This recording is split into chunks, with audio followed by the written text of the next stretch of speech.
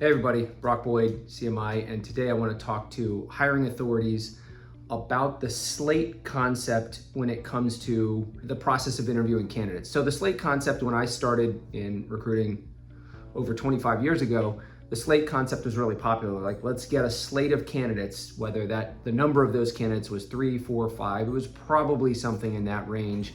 Let's get a slate of them all prepared to interview before we begin to interview anyone, and or get this slate of people all through the first interview before we move anyone to the second interview. So that's a slate concept, is we have a slate of candidates before we take the next step, and whether that next step is the first interview or the second and beyond. Back then, 25 years ago, there were a few things that were very different, very meaningful as it relates to whether or not the slate concept still works at certain levels for positions. So number one, the speed of the process, the interview process, was slower. The volume of candidates that companies looked at in general was fewer. So 3 candidates interviewed for one job was viewed as plenty. Nowadays, that number, generally speaking, when you're talking about individual contributor roles, is different. And finally, the volume of opportunities that candidates on average look at and entertain before they make a decision about where they're going to move next has also increased.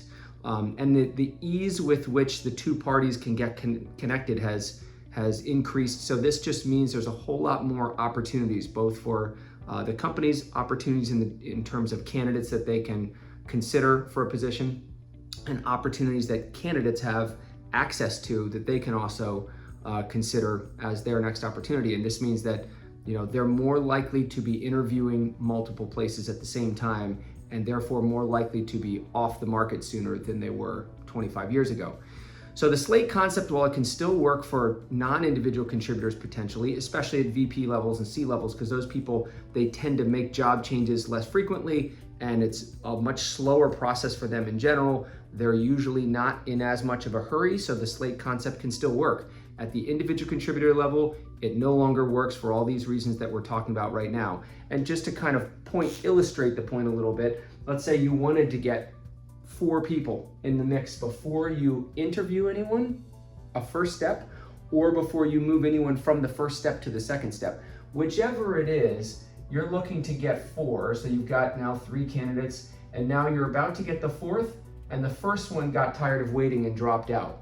So now you get another one, but now you only have 3. And quickly after that, the second one got another opportunity and dropped out. So now you added another one, but you still have 3. This can go on for quite a long time. In my view, it doesn't serve your desired outcome, which is getting the strongest candidate that you can into the position as soon as possible. Just keep in mind the slate concept, while it worked 25 years ago for almost everybody, it no longer is very effective when you're talking about individual contributors. It's more likely to work successfully at VP and C-level roles, but not so much at individual contributor roles. That's it for this week. Happy hunting.